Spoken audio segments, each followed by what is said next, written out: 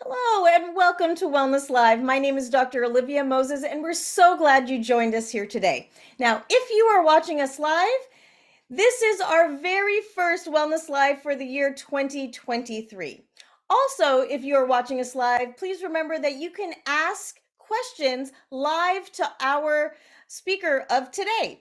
And our speaker is Dr. Stephen Dunbar. He is actually the Graduate Biology Program Director for Earth and Biological Sciences here at Loma University. He has been with us for 20 years and is the perfect person to talk to us about our subject today. So, as we're looking at the new year, we kind of see what is in our environment, what can be helpful to us, what can be almost even free, maybe, that we can engage in to help us with our wellness. Well, one thing that we have to understand about our environment is that number one, we have to take care of it, but also the sea, the ocean. How can that play in our wellness, or how can wellness play into our love of the ocean? So we have, again, our speaker for today is Dr. Stephen Dunbar. So without further ado, Dr. Dunbar, the time is yours. Thank you so much, Olivia. It's a pleasure to join you and the audience today to talk a little bit about one of my very favorite subjects, and the subject that I'm more and more familiar with each and every year. I'm going to go ahead and just share my screen and my presentation. I think it may already be there. Are you able to see that? We don't see your screen yet. Okay, just one second. Let me go back to share screen. There we go. And just need to move this out of the way. All right. So this afternoon, I want to take the time to share with you one of my very favorite subjects, and that's about the big blue, the seas and our well-being. And so for our learning outcomes today, I'd really like for us, you as an audience, to become more familiar with the benefits of being just near water, whether you're in it or around it or sitting close by it, but just the wonderful health benefits that come from being near water. We want to also understand some of the aspects of why being near the seas provides so much more improved well-being for us as humans. And lastly, I hope that you'll appreciate why we should care about water environments that are all around us. So I want to just give you a little history of a brief history of the big blue. And when I refer to the big blue, I'm really referring to the oceans. Since the very dawn of time, we as humans have always had an interest in water. And whether that's fresh water or salt water, we've always been interested in it. And so some of our oldest literature has really reported the interest and fascination of people with water around the world, especially the seas, as amazing places and places of great diversity and great mystery. Scriptural references as early as Genesis 1 tell us that the very first blessing that God blessed when he created the planet was on the animals in the ocean. In Job 38, he goes into great detail about the vastness of the ocean and the animals that live in it, the mysterious animals to Job. And in Psalm 107, he specifically points out that those people who go down to the ships get an incredible experience as they see the various organisms and have an opportunity to spend time on the ocean. And in fact, even the ancient Greeks showed that they had considerable knowledge and understanding of the oceans and many of the creatures that actually live in the ocean. As far as back as 330 BC, they came up with artwork like this that showed flounders, that showed octopuses, and various invertebrate animals, including things like scallops. So even so long ago, the seas really had an interest for human populations wherever they were. We have also assigned healing and transforming properties to water. Again, not only the sea, but freshwater environments as well. And even today, we still enjoy the calm and the feeling of being near the ocean. We love to spend time. When we have our vacation times, we often try to go to the lake, to a spa in which there is water, and to the beach. And so all of these areas hold for us a real attraction. We enjoy exercising near water, running along streams or along riverbeds, and we like being in or on or near the water. Those are often very meaningful and important times in our lives. Often romance begins in a relationship that starts at the ocean. Solitude are times of meditation and thoughtfulness. Even as a religious organization or within a spiritual context, the idea of baptism and this whole regeneration of our lives is so central and focused on water. But why is it that water holds such a fascination for us? Well, of course, we understand that the beach can be a relaxing place for us, but why is that the case? What is it really about the environment of beaches or lakes or streams or ponds, even swimming pools, that attract us and provide so much a sense of calm, of reflection, of joy, of happiness? Why is that the case? Well, I want to present today several reasons, and we'll go through these in kind of various an order. But one reason is that it allows us just to have a change of view. We often live and work in very much overstimulated environments in which we are constantly bombarded by our phones, by our computers, people going in and out of our offices. So we're very overstimulated. And just a change of scenery reduces the amount of stimulation that comes to us.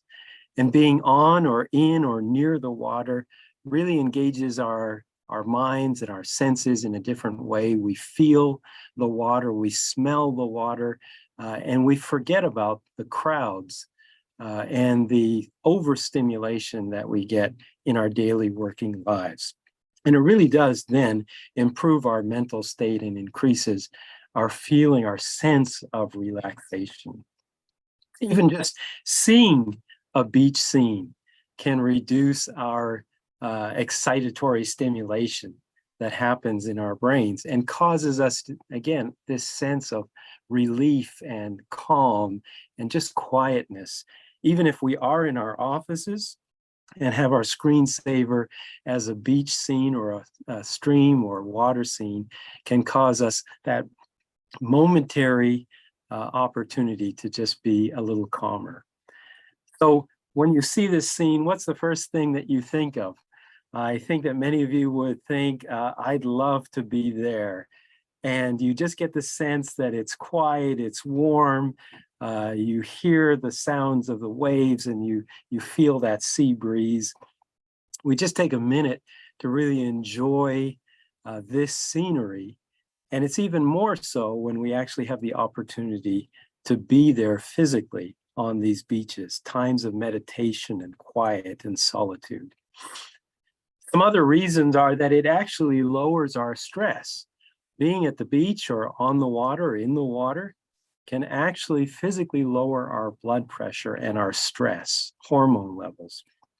It often can reduce the amount of things that we're thinking about, the business, the job, our worries and concerns, and actually reduces our nervous system arousal as well.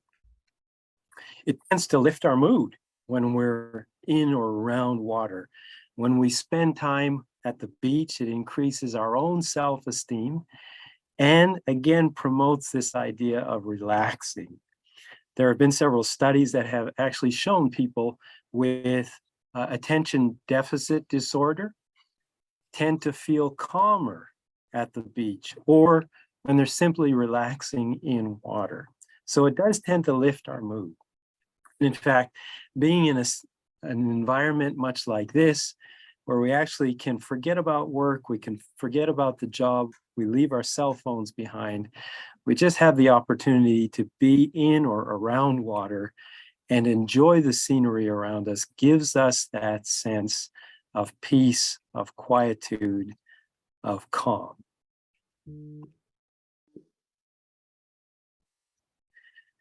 So another reason why the oceans, the big blue, water in various forms, affects us in positive ways is that we end up having an appreciation for others. And by others here, I don't necessarily mean other humans. What I'm referring to here is the other kinds of creatures that share the planet with us.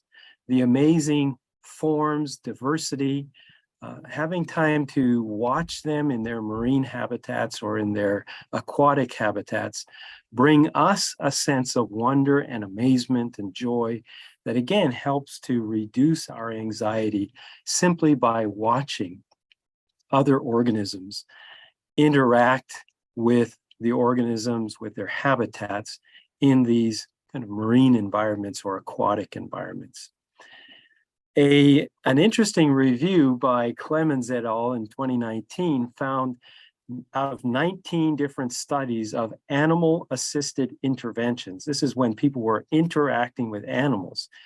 Just viewing fish at home or in a public aquarium setting had a very positive effect on the mood of people, on their pain perception levels, even on their nutritional intake, and amazingly on their body weights. Now, it didn't necessarily change their sense of loneliness, but it did change and have a positive impact on some of these other features for many individuals. When we also appreciate others, that allows us this idea of really kind of centering on others, on other creatures. And additionally, a study by Edwards et al. In 2014 found that by placing aquariums in dementia units, that actually demonstrated an improved caregiving rating of residents' behavioral and psychological symptoms. So what this means is that just having aquariums in the setting of these dementia units produced a positive influence on the dementia patients themselves and resulted in those who worked with the dementia patients having an increased job satisfaction just because these aquaria were in these units, allowing the residents to watch the fish in the aquarium, and that had behavioral and psychological changes. What I'd like to do now is actually show you one of these marine creatures, and these are the creatures that I get the privilege of studying. And just as you're watching this animal, just take note of your own sensation of what you're feeling and thinking and how you are perceiving what you're seeing.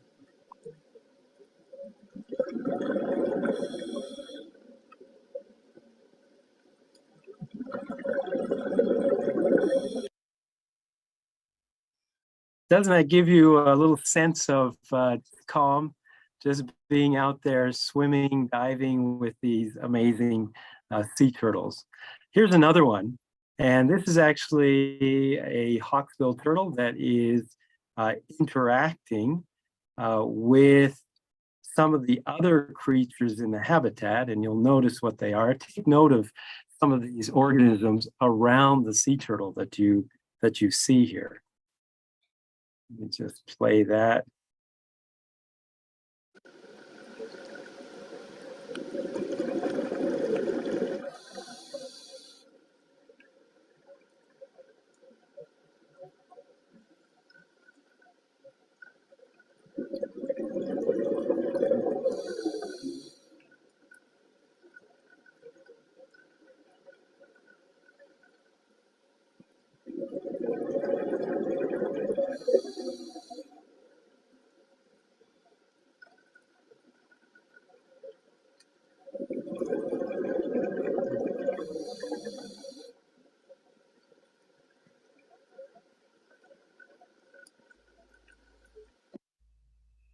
Now, as you see those organisms and they're interacting with each other, feeding on the same sponge, um, what was your sense? Did you have a smile on your face? Were you really just enjoying seeing these creatures and what they were doing? It brings a smile to my face, even though I've seen this many hundreds of times. It still brings a smile to my face. So at this point, I think I will turn it back to Olivia, and if we have some questions from anyone in the audience, we can go ahead, Olivia, and you can facilitate that the way you need to. Thank you, Dr. Dunbar. And yes, I am smiling watching your videos. I could literally watch them all day long. Just sit and just enjoy. You talked a little bit about, and we're having some questions come through. A few of them are kind of very similar. What specific effects does the ocean or being in, on, around water have? Now, you talked about anxiety and mood. Are there any other specific benefits for wellness? Yes, so there are actually some great studies, and in the second half, we're going to go into some more of the details of how the oceans impact us. But certainly, they have a calming effect on our nervous system. They have a calming effect on our visual fields as well, and very much on the sensory perceptions that we have while we are in the water or near the water. There's been some really cool neurological studies done of people actually just dipping in water and seeing those brain waves change based on the fact that they're just in water or near water. So some really cool studies out there. I love this concept because it makes me think of all the times that I've been near water and never even thought about it. You even said pools. We pay more money for pools, beachfront properties. We pay more money for that. There's all these things that actually surrounded by water that I didn't think of. So you actually talked about, and this is a question that has come through, um, is that we talk about the calming effect water has. Is there a dose response, like how much of the ocean or the picture frame or the screensaver should we have? By the way, I am changing my screensaver now after this talk. Well, that's a wonderful question, and it doesn't seem as though the medicine of being around water is like other pharmaceutical medicines. It's just we can never get enough of it. We can never overdose on being in or near or on water. So it always seems to us help us rather than harm us, no matter how much time we actually spend. And so as I go into the second half of our talk, we'll talk a little bit more about that as well. But there does not seem to be a negative dose response when it comes to being in or even seeing water or fish in aquaria. And I think many people, as you mentioned, could spend hours just watching fish or watching sea turtles or whales or dolphins. And so we don't get that sense that there's an overabundance of that kind of soft stimulation. Yeah. But it sounds like some of the evidence that you showed thus far is that we probably should not only incorporate this into our lives, but if we have older people in our lives as well, incorporating some type of exposure to water sounds like a good idea. Absolutely. And it really does seem as though that has been borne out through very rigorous scientific studies, that water, whether it's scenes of water, scenes of fish, live fish, there are some real benefits, especially to the older generations. And those even healing properties, healing tends to happen more rapidly when people have fish in their environment or have scenes or at the beach physically. That healing tends to happen a little more rapidly than it does without those. So absolutely. Fantastic. And I love Kimberly, one of our viewers right now said, love sea turtle calm vibes. I love it. So that's great. Yeah, I agree, Kimberly. Okay, absolutely. Dr. Dunbar, if we want to get to the second half of your presentation. All right, let's go.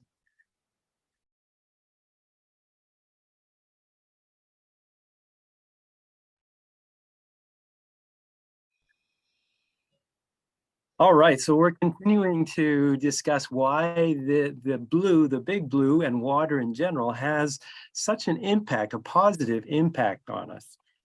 Well, it's no accident that today I actually wore a blue shirt. And are you seeing me? Are you seeing the screen? We're not seeing your slides Oh, yet, but I wore blue too because of our presentation today's. hang on one sec. I think I need to go back to sharing that screen again. So let me just do that. Share screen. All right, there we go. I hope you can see Yes, that now. yes.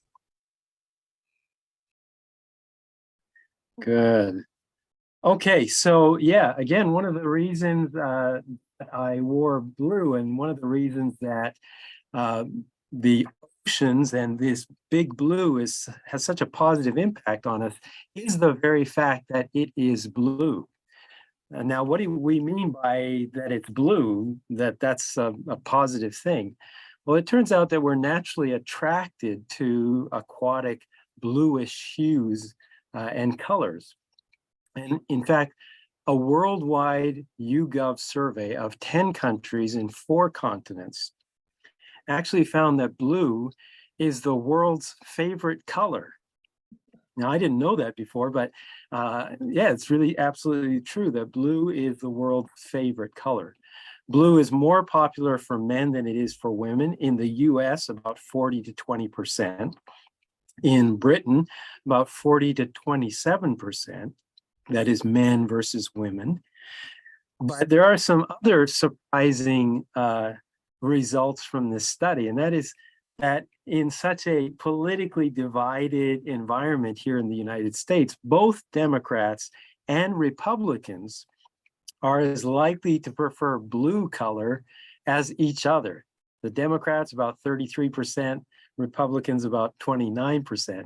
So that's something that Democrats and Republicans can actually agree on, is that blue is a great color. There is the link for anyone who would like to look up the study, but here's a little graphic of some of the individual countries that were surveyed and the various percentages for the different colors that people actually recognized or chose as their favorite color. So we see here that blue is the favorite color in many, many countries in many continents around the world. So it's blue, and that's one of the reasons that it is attractive to us. In 2009, metazoo undertook several studies, and their paper actually reports over 6 studies that they did comparing various responses to red and blue colors while people were actually involved and active in certain tasks, whether they were detailed-oriented tasks or whether they were creative-oriented tasks. And one of the things that they demonstrated was that blue colors versus red color actually induced primary approach versus avoidance motivation. And what this meant was that anyone who was doing a task that had either an approach or an avoidance motivation option, if they did the task faced with blue colors or surrounded by blue colors, they usually chose approach motivations versus those who were doing tasks surrounded by red, who chose avoidance motivations. It's a little bit complex, but the actual research is quite interesting. They also demonstrated that while red colors enhance the performance of detail-oriented tasks, what blue colors did was actually increase the performance of creative tasks. So while you were faced with blue, while you were in a blue environment, it didn't actually make you discouraged. It actually made you more creative in this environment. So blue is really, really important. And I want to talk just a little bit about this relatively new book that came out in 2019. And this is a book produced and written by my friend and colleague. He is a marine biologist and actually a sea turtle researcher. We call him Jay Nichols, and he wrote this book, Blue Mind. The title is The Surprising Science That Shows How Being Near, in, on, or underwater can make you happier, healthier, more connected, and better at what you do. So let's talk a little bit about Blue Mind, because what Jay describes as Blue Mind is this kind of mild meditative state that's characterized by being calm, by being peaceful, by kind of feeling united with others, and this general sense of happiness, that life is good, that you're satisfied about life in the moment. And this is a really interesting book that Jay has written.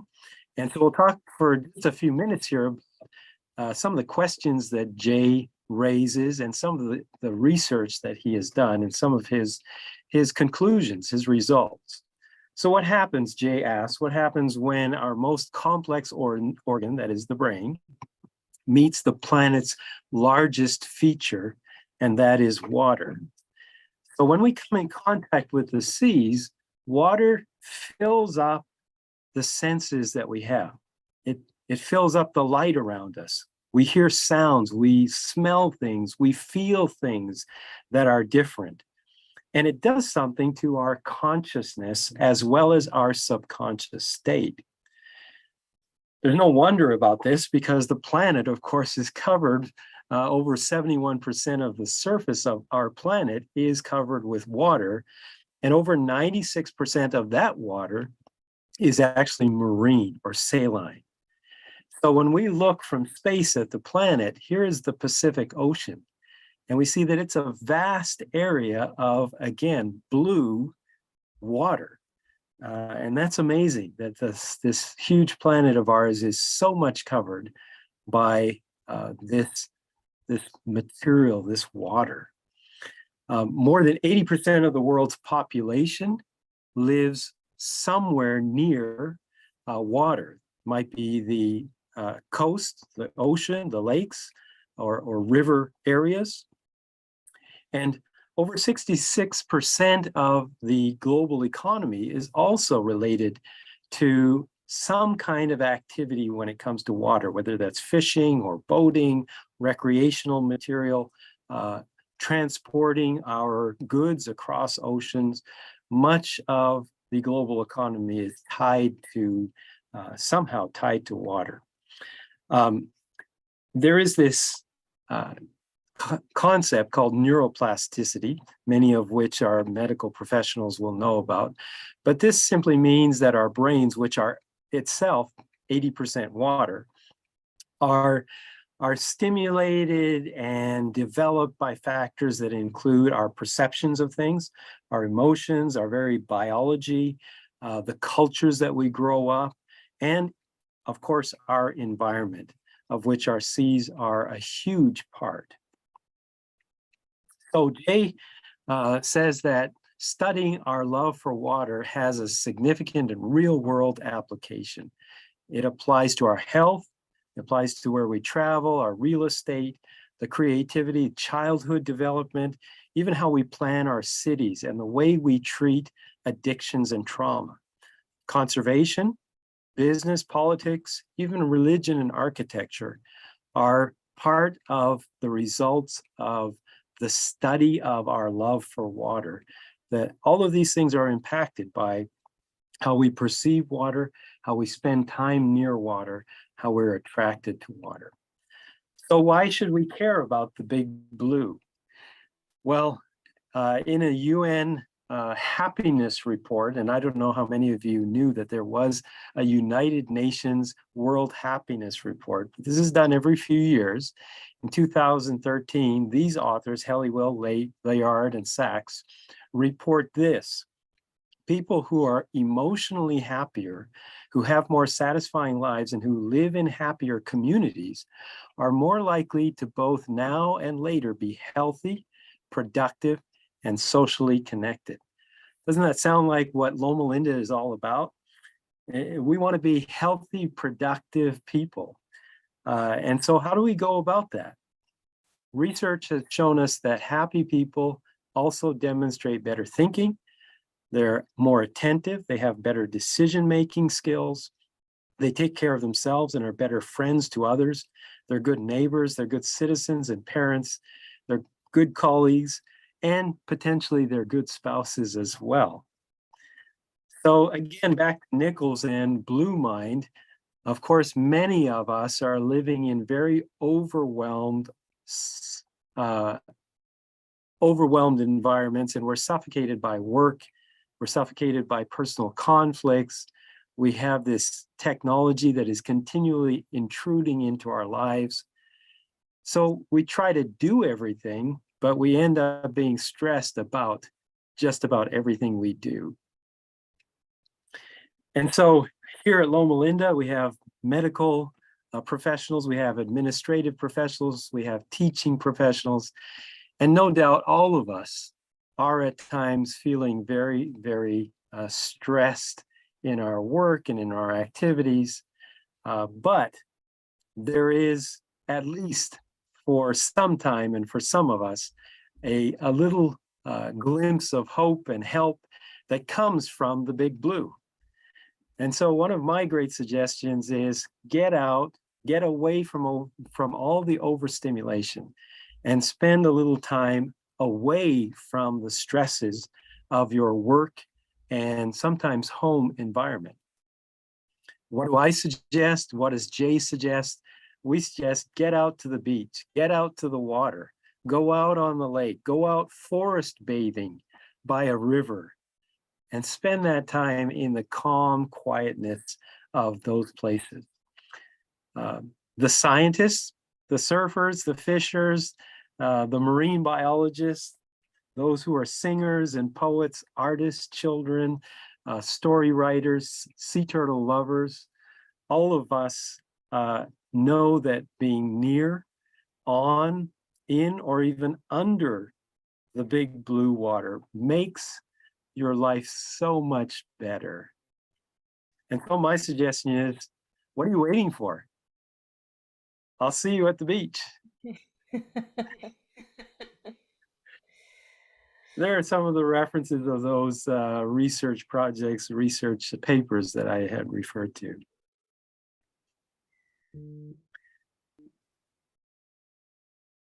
So I think, Olivia, Dr. Moses, we can go back to any questions if there's some questions that people have an interest in asking. Yeah, we do have a few questions coming in, Dr. Dunbar. One of them is, are there any current or emerging issues related to the ocean and human health that you think people should be aware of? And you can stop sharing your screen now.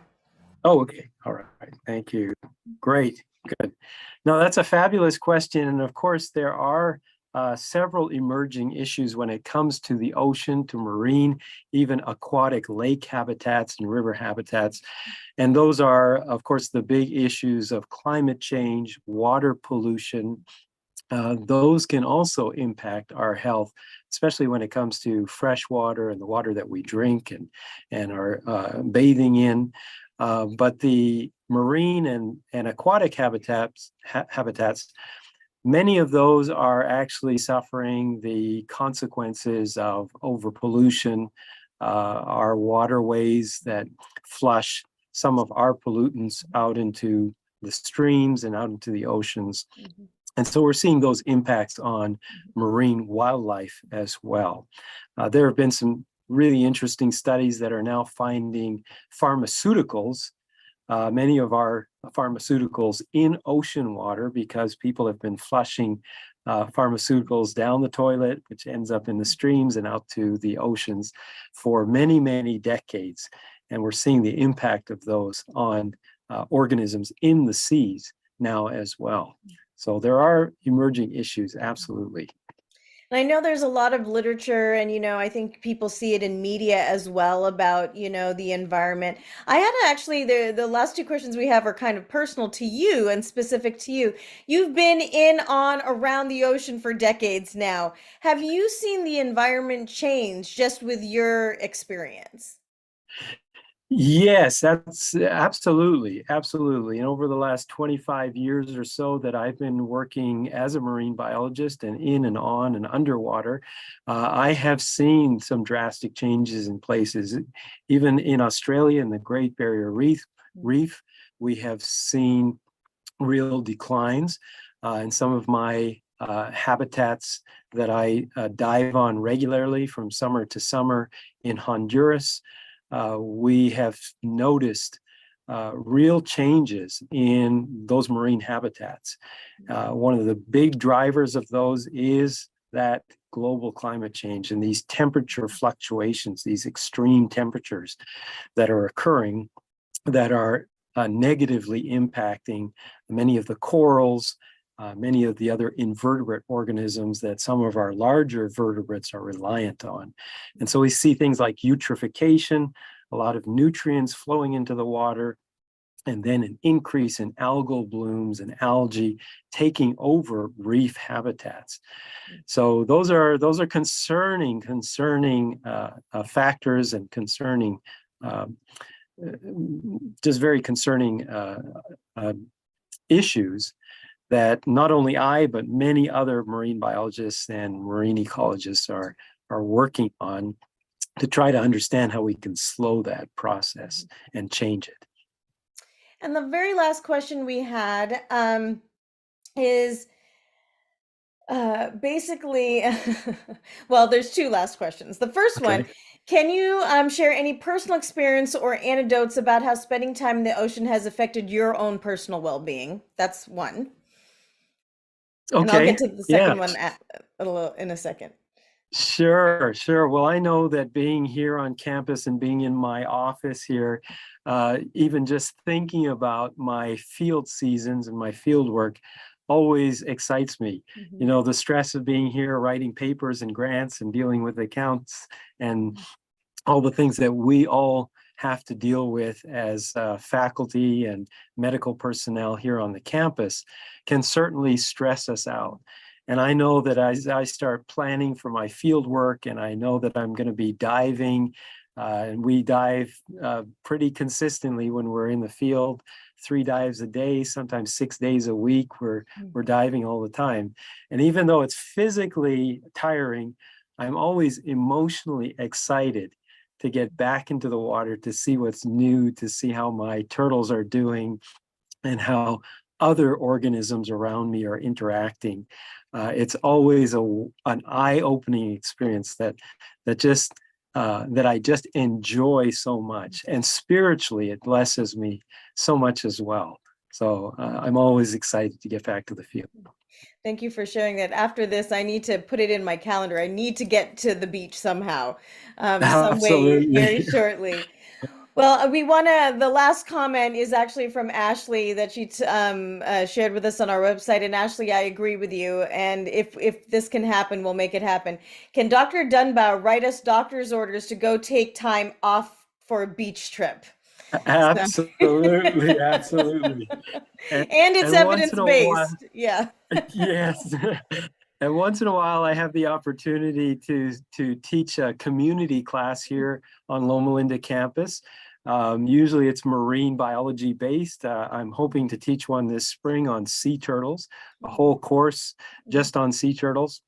And part of those courses is often to take my groups down to the coast, down to the aquarium, so we not only learn academically about these organisms, but we get the opportunity to actually get down to the beach, to get to the aquarium, to actually experience them. So yeah, I'm hoping to do that this spring quarter.